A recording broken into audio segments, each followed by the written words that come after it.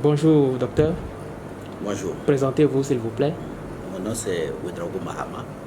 Je suis le directeur du département en charge de l'éducation, sciences, technologies et innovation au niveau de la Commission de l'Union africaine. Je suis basé à Addis Abeba, en Éthiopie, qui est bien sûr le siège le secrétariat de l'Union africaine. Pourquoi l'Union africaine a décidé d'accompagner le programme GMS Afrique?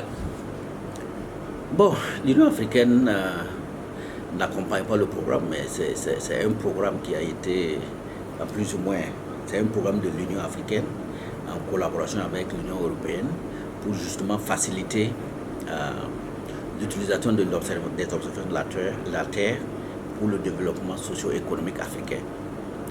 Et de ce fait, ce que l'Union africaine a fait, c'est s'assurer que toutes les régions africaines bénéficient de ce programme très important d'observation de la Terre. Si vous vous rendez compte à quel point les technologies spatiales contribuent dans notre vie de tous les jours, c'est par là que vous allez comprendre l'importance de ce projet vraiment continental. Nous sommes donc à la phase 1 qui s'achève en fin décembre de cette année 2021 et nous avons déjà négocié avec notre partenaire, notre premier partenaire dans ce domaine qui est l'Union européenne et nous sommes en train de monter la seconde phase. Parlant de la fin de la première phase, quel bilan peut-on faire? Bilan très positif dans son ensemble.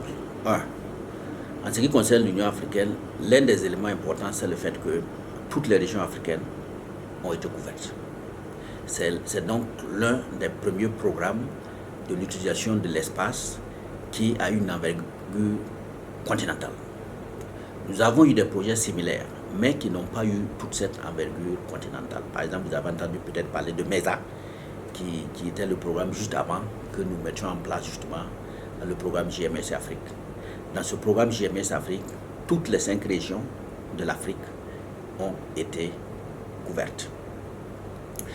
Deuxièmement, ce projet GMS et Afrique a permis de mettre en place 13 groupes, 13 consortia sur le plan africain et chaque consortium a un lead, un chargé de consortium qui est le coordinateur principal.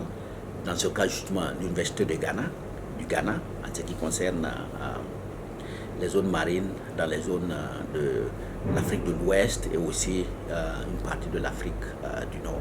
Donc, c'est plusieurs, c'est vraiment mettre en réseau plusieurs institutions qui travaillent dans l'utilisation de l'observation de la Terre pour résoudre les questions liées aux zones marines, ou du moins les zones concernant aussi la protection des ressources naturelles, des ressources en eau, des ressources du sol.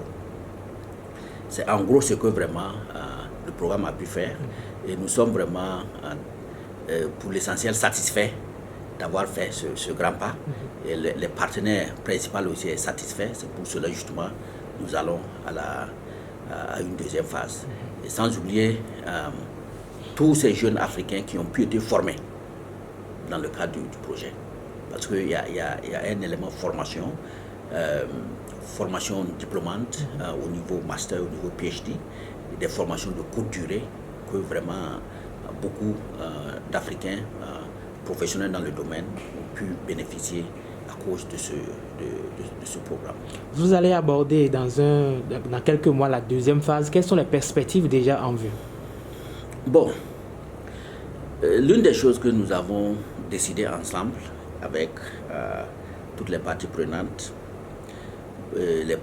ça inclut bien sûr la Commission de l'Union africaine, la Commission européenne, les différents réseaux, y compris bien sûr les pays leaders et puis bon, les pays aussi les institutions aussi qui sont parties prenantes et aussi les bénéficiaires. Parce que je disais tantôt les aspects importants qui sont revenus justement du travail de GMS Afrique, c'est le bénéficiaire qui est sur le terrain. Par exemple, les pêcheurs, par exemple, ils ont pu bénéficier de ce programme-là. Donc, ensemble, nous avons réfléchi et nous avons décidé que pour plus d'impact, c'est-à-dire sur la base des leçons apprises sur la première phase, on peut peut-être réduire un peu le nombre de consortiums. Donc, de 13, on a réduit un peu et on va les réduire, je crois, au niveau pour que ce soit 8.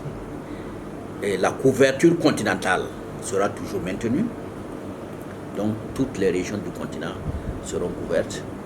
Et les thématiques qui étaient prises en compte, c'est-à-dire les thématiques concernant les ressources naturelles, les zones côtières, maritimes et côtières, et les ressources en eau, seront toujours les mêmes thématiques qui seront approfondies dans cette seconde phase.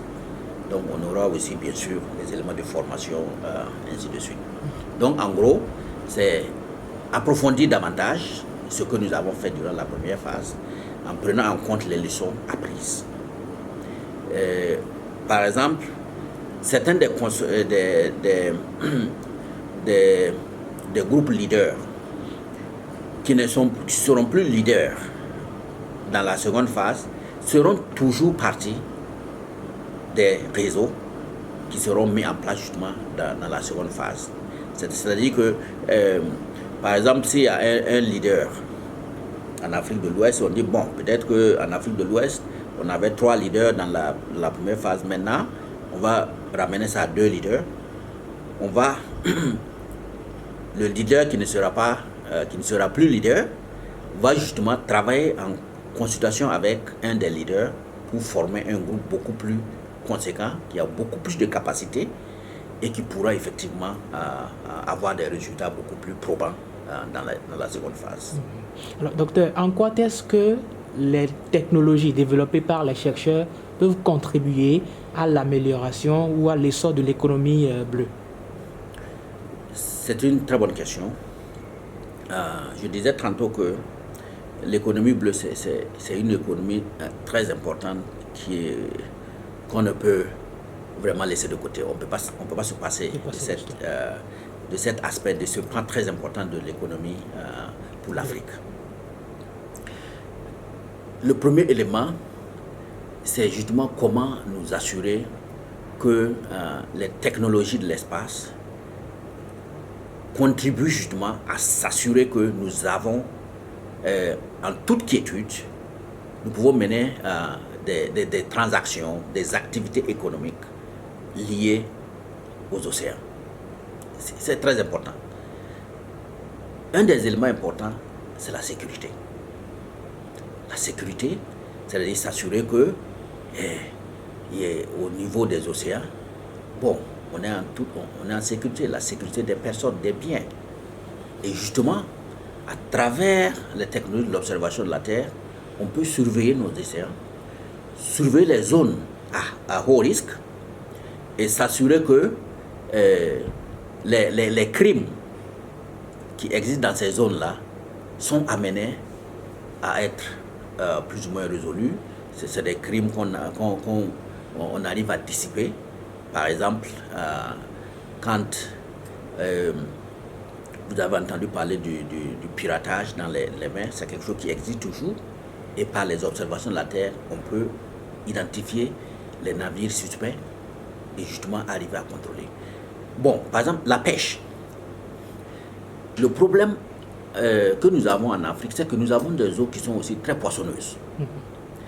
Et si vous avez suivi récemment les nouvelles, ce qui se passe en Europe avec le Brexit, et les tensions qui existent entre la France et la Grande-Bretagne, liées justement à la pêche.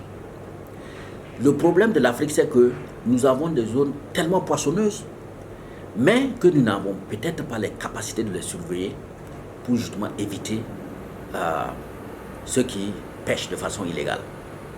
Et ça, c'est un élément très important. Ça fait partie de la stratégie maritime 2050 de l'Afrique. Et justement, par l'utilisation des observations de la Terre, nous pouvons détecter les navires suspects et dépêcher des, des, des unités pour faire le contrôle et s'assurer que ceux qui font ces crimes sont arrêtés et amenés à la justice.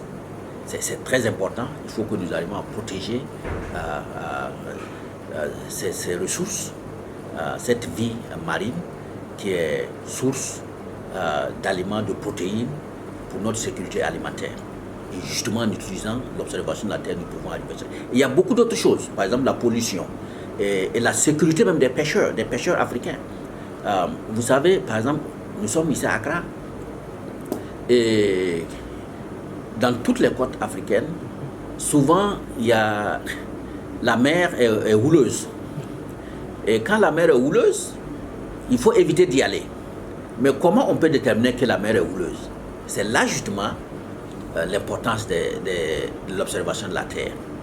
Et ces techniques peuvent justement prédire quand est-ce que la mer sera houleuse. Donc, qu'il faut éviter que les pêcheurs, surtout les pêcheurs traditionnels, prennent les eaux en ces périodes-là. Et ça se fait déjà. Et il y a beaucoup de technologies qui ont été mises en place pour les alerter par l'utilisation de la téléphonie mobile, tout ça. Et je crois que durant toute la session d'aujourd'hui et de demain, ils vont parler de tous ces éléments, comment justement ils sont parvenus à améliorer la sécurité de ces pêcheurs-là. Et il y a beaucoup d'autres éléments que vraiment nous sommes certains du programme pourra contribuer à résoudre et faciliter la vie des acteurs et aussi les amener à gagner de façon tout à fait normale et en toute sécurité leur vie quotidienne. Nous sommes à la fin de cet entretien. Qu'avez-vous à dire pour finir? Bon, moi, ce que je veux dire, c'est que tout ce que nous faisons, il y a une logique. Et cette cohérence, nous la devons aussi à la vision que nos dirigeants du plus haut niveau se sont fixés. Si vous prenez l'agenda 2063, les chefs d'État ont dit nous voulons de la stratégie africaine spatiale, que ce soit un programme phare de l'agenda 2063 pour contribuer au développement socio-économique africain. Et tout ce que nous faisons découle logiquement de cette vision de nos chefs d'État. Et ça, c'est quelque chose qu'on doit beaucoup parler, c'est quelque chose qu'on doit beaucoup communiquer pour que les gens sachent que il y a des choses de très positives qui découlent de ces différentes politiques et visions qui viennent du niveau continental. Souvent, on peut voir un programme au niveau national, mais on oublie de faire le lien justement avec tout ce qui a été fait au niveau continental par les dirigeants, par la vision qu'ils ont pour que justement ce programme-là ait lieu. Donc, pour moi, c'est vraiment saluer cette vision, ce leadership qui vient du plus haut niveau, au niveau du continent, pour que justement l'Afrique soit en paix, l'Afrique puisse effectivement devenir l'Eldorado que nous connaissons, que nous puissions créer l'environnement propice pour les jeunes Africains, pour qu'ils restent en Afrique, parce qu'il y a beaucoup d'opportunités, au lieu qu'ils pensent à quelque chose ailleurs qui en réalité n'existe pas. Votre conclusion me permet de poser une autre question en rapport justement à la conférence, à la COP26 qui se tient actuellement à Glasgow. Quels sont les grands défis en matière de réchauffement climatique aujourd'hui en Afrique? Bon, vous le savez bien, l'Afrique, c'est le continent qui subit beaucoup plus les effets du réchauffement climatique qu'elle ne contribue. Ouais. Et cela est dû au fait que l'Afrique, bien sûr, de par son niveau de développement industriel, bien qu'elle ait une population assez importante, c'est pris dans son ensemble, on a plus de 1,3 milliard. d'habitants. Nous, ce que nous contribuons, c'est vraiment rien par rapport aux autres. Et ça nous donne une raison pour justement aller dans le sens inverse de ceux qui polluent beaucoup plus. Et c'est là justement tout le défi. Parce que nous nous retrouvons devant un dilemme. Comment arriver justement à promouvoir notre développement tout en protégeant cet environnement, tout ce que nous avons comme ressources naturelles, etc. En suivant des technologies ou des modèles qui ont fait exactement cela. Parce que si nous sommes arrivés à ce niveau de pollution et de réchauffement climatique, c'est en partie dû aussi au type de vie et aux technologies qui ont été utilisées pour arriver à là, qui viennent essentiellement des pays occidentaux, des États-Unis, de la Chine, etc. Donc, en ce qui nous concerne, on veut deux choses. On veut le développement. Le développement voudrait dire aussi une industrialisation. En Afrique, on ne peut pas continuer à importer. Il faut que nous produisions sur place. Mais il ne faut pas que nous le produisons en polluant. Donc, ce qui veut dire que il faudra que nous menions justement cette recherche à s'assurer que nous mettons en place cette transition verte qui nous permet d'avoir une énergie moins polluante pour développer notre industrie. Le second élément, c'est les technologies associées justement à toute cette énergie verte. Et je crois que là, c'est un atout parce que, qu'on le veuille ou pas, tout le monde est en train de tourner vers ces technologies. Donc, arriver à avoir une capacité dans ce domaine, à être parmi les leaders, je crois que c'est un plus pour l'Afrique. Et on ne peut vraiment que travailler à amener justement l'Afrique à aller dans ce sens-là. C'est pas aussi facile. Nous savons que les plus grosses économies africaines dépendent essentiellement des énergies fossiles. Et bien sûr, comment faire la transition de cette utilisation des économies fossiles vers justement cette transition, cette économie verte.